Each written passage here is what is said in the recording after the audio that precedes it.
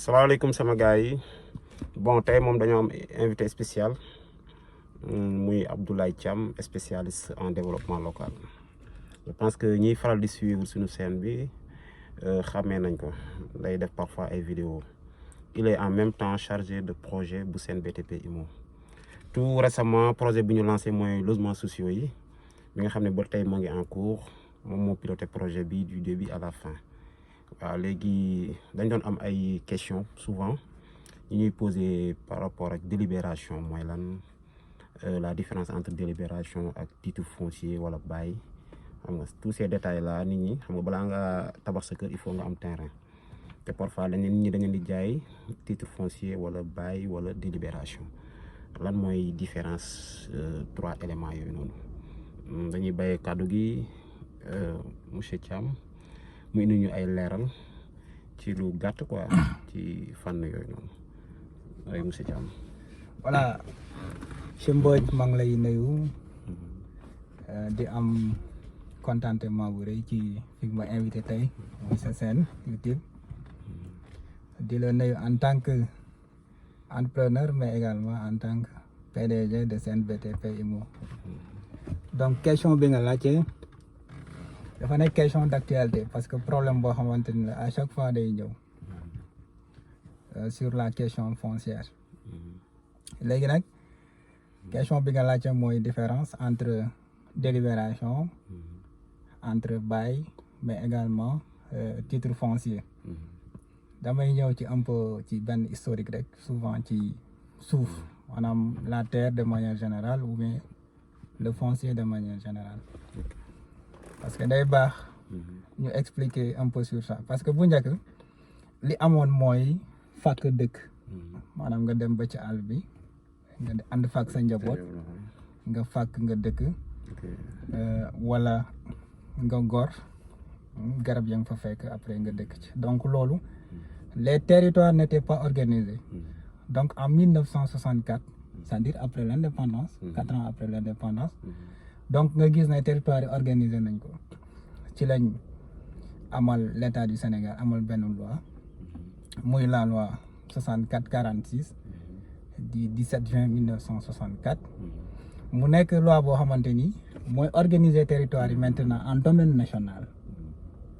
domaine national nag mooy terre yi nga xamante ni askan wi ñoo ko bokk mais li may faral di wax souvent la confiance n'exclut pas le contrôle bien vrai que askan bi yëpp ñoo ko bokk mais état aussi tam da ciy dugal loxoom ci niñ koy saytoo ci loolu ci la ñuy wax lan mooy délibération mais délibération foncière c'est-à-dire la délibération foncière délibération bi nga xamante ni c'est le conseil municipal moo koy def c'est-à-dire encadré par la mairie délibération foncière boobu noonu tey mooy tax ñu attribuer la terre c'est-à-dire la délibération consiste ou bien la délibération c'est une opération d'attribution de terre mais également opération boo xamante ni la mën na nanguwaat sa suuf soit la délibération c'est une opération qui consiste à affecter des terres mais également c'est une opération qui consiste à désaffecter les terres donc mairie nu mu la mën a joxee suuf noonu la ko mën a nanguwaate ci kaw maanaam lu ñu wax ak yow nga def ko soit nga bañ koo def soit nga def ko ñu jox la ko buñ la ko joxee nga def ko ñu bàyyi la ko soit nga bañ ko def ñu nanguwaat donc délibération dafa nekk loo xamante ni c'est-à-dire forme boo xamante ni la de lotissement après askan bi ku ci soxla rek nga def demande ñu jox la ci mais délibération yi du duggagum ci plan cadastral donc du bokk ci plan Sénégal donc kun foofu mënuñoo wax ne sa këyit dina officiel këyit bi du officiel gum soit permis d'occuper rek ngay am mun nga dëkkaale gum peut-être anamo jamono yi di ñëw nga wut këyit bu officiel pour wane ne yow am nga këyit pour suuf boobu noonu c'est-à-dire la délibération c'est une simple opération boo xamante ni day permettre c'est-à-dire l'occupant mu am benn permis d'occuper boo xamante ni ko mën a may mu dëkk foofu mais les dossiers ne sont pas officiels léegi boo jeekoo ci foofu léegi togguma la foofu dañ koy jënd wala délibération. comme mairie moo koy joxe d'après li nga wax. waaw mairie moo koy joxe duñ ko jënd. duñ ko jënd. suuf duñ ko jaay. loi bi ma la wax nii. sànq loolu la wax ci suuf. les terres ne se vendent pas. ne se lèguent pas. c'est-à-dire c'est une affaire du domaine national. suuf kenn du ko jaay. loolu la loi bi wax xëy na nag jamono bii. mais pen la ñuy jaay mooy luy nekk ci suuf bi. boo ko tabaxee wala. léegi nag loolu doo ko jënd mais frais de bornage ngay fay. frais de bornage. maanaam le géomètre bi ñëw dagg mairie organisé donc frais de bornage da nga koy fay. am na ñoo xam dañuy fay 25 000 frais de bornage am na ñoo xam 50 000 ça dépend ci zone yi ak donc mais duñ ko jënd. waaw léegi boo paree kon boo amee sa frais de bornage ba pare mun nga jaay yow sa terrain boobu. ndax mun nga jaay sa terrain. waaw léegi nit yaa ngi koy def. nit yi ñu ngi koy def mais li ngay jaay moom moo ko xam nga li nga moom ngay jaay. mais loolu moom moo ko le domaine national na. le domaine national du nit boo xamante ni da ngay ñëw di jaay suuf si. léegi daal en principe waroo jaay. en principe mënoo jaay. xanaa nga bàyyi ko keneen mu occupé ko mettre ko en œuvre. mais léegi nag moom loolu moom dépassé nañ ko gars yi moom dañuy jaay. waaw comme suñu clients yi gis nga ñu bëri. comme daf parce que loolu la parce que tey loolu habitude boo xamante ni la nit ñaa ngi koy def. mais suuf moom kenn du koy jaay mais lu nekk ci suuf bi ngay jaay. ok soit nga tabax fa bëgg a génn jaay tabax bi. yaa ngi dégg mais principe bi du jaay suuf si mais jaay tabax bi. principe bi du jaay suuf si mais jaay également garab yi nga fa def. noonu la demee. léegi boo jëyee ko tey ci délibération boobu noonu nga xamante ne ci processus boobu yëpp lay jaar. après da ngay mun a dem nga valoriser suuf boobu noonu. valoriser ko mooy nga def fa dara. mais nag pour boo bëggee mu officiel. faa nga wutal ko benn titre. titre yi nag am na bail. loolu ci titre la bokk. am na bail am na titre foncier. donc ci bail bi la ñuy commencé wax nañ ci délibération léegi ñu ngi ci bail bi. processus la mën nañ ko tuddee différence entre titre délibération bail titre mais également mën nañ ko tuddee un processus. jaar ci délibération dem ci bail également dem ci. bail bi nag c'est un contrat administratif de longue durée. c'est-à-dire le bail c'est un contrat administratif de longue durée. muy contrat boo xamante ni état moo la koy jox ci structure yi nga xamante ni daf leen fi teg pour ñu teewal ko. souvent loolu la ñuy wax ne le bail c'est un titre précaire et révocable. un titre précaire révocable. maanaam jamono bu ne mun nañ ko soxla ñëw laaj la ko. tey comme état def benn mbir ci loxoom jox la ko nga koy utiliser. mais à tout moment mun na rocc ci loxoom su boobaa dootoo ko léegi loolu mooy bail. bail nag c'est un titre boo xamante ni c'est pas définitif. jamono bu nekk mën nañ la ko kii. bien vrai que dinañ la ko jox pour nga def say investissement genn na geneen. mais bàyyil xel na aussi tam jamono bu nekk. mën nañ ko jël ci yow. donc du titre boo xam ne c'est pas définitif. c'est précaire et révocable. moo ëpp doole délibération. moo ëpp doole délibération. parce que commencé nga formaliser yow sa suuf. commencé nga am këyit. mais këyit bi bien vrai que dina la garantir sa nekkin foofu noonu ak li nga fay investir. mais garanti wut la l'éternité. maanaam du la garantir ne yaa ngi fiy nekk ba bufta bi di wal ba à l'infini non. moom daal mu ngi lay garantir ne. am nga longue durée boo fi nekk. parce que am na ñoo xam sax dañ naan bàyyi contrat boo xamante ne day dem plus de presque ay 50 ans jëm kaw affaire mais ça ne veut pas dire que yow suuf bi sa moomeel la.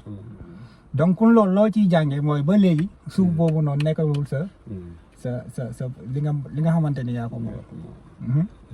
nekkagul maanaam sa yëf. ba bien vrai que am nga kayit mais kayit boo amul doole buy wan ne réellement kii moom suuf bi. donc kon bàyyi beneen étape la ci affaire yi maanaam benn kayit boo xamante ne xaw na am doole dina la permettre nga xam ne ñu xam ne suuf bi yaa ko moom nga am ci sañ-sañ. léegi suñ jëyee ko ci loolu da ngay gis ne. ba ciy des nag pour nga wane ne yow suuf bi yow yaa ko moom. c'est le titre foncier. le titre foncier.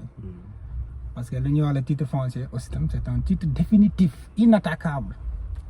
titre boo xamante ni la définitif xam nga ko. mooy saye.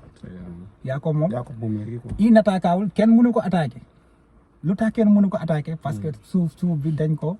def ci sa tur.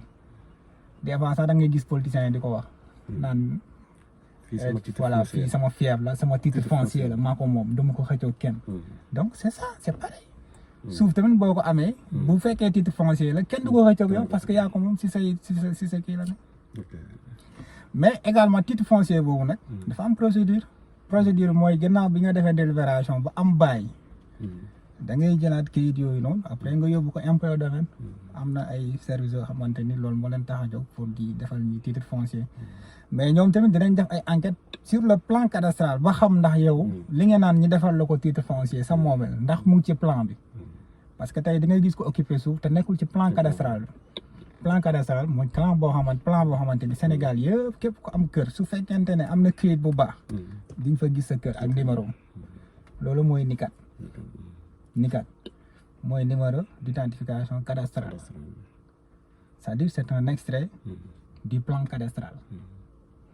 cadastral bi mooy plan bi nga xamante ni terrain yëpp ñu ngi fa mais dañ koy pàccal bu dee tel zone am nañ seen plan boobu tel zone am nañ seen plan boobu tel zone am na seen plan boobu nag boo ko boole mooy plan Sénégal léegi nag numéro daf ci am numéro xam ne mooy wane ne yow bii sa numéro la mooy numéro identification cadastrale mooy numéro buy wane ne yow sa parcelle bi mu ngi fii ci biir plan bi mooy nii parcelle bu nekk ak numéro boobu nag moom ngay jël boole ko quelques papiers yoo xamante ni sont des papiers administratifs ak timbre yi nga war a fay ak redevance par rapport les différentes zones après nga dem déposer ko ci impôt et domaine su ko defee nga am titre foncier mais yooyu ay procédure la en résumé lii daal lañ bëggoon indi comme différence wala processus entre délibération bail ak titre foncier xëy na yeneen détails yi dinañ ko prochainement dinañ ci ñëwaat dinañ ci gën a yaatal parce que am na ay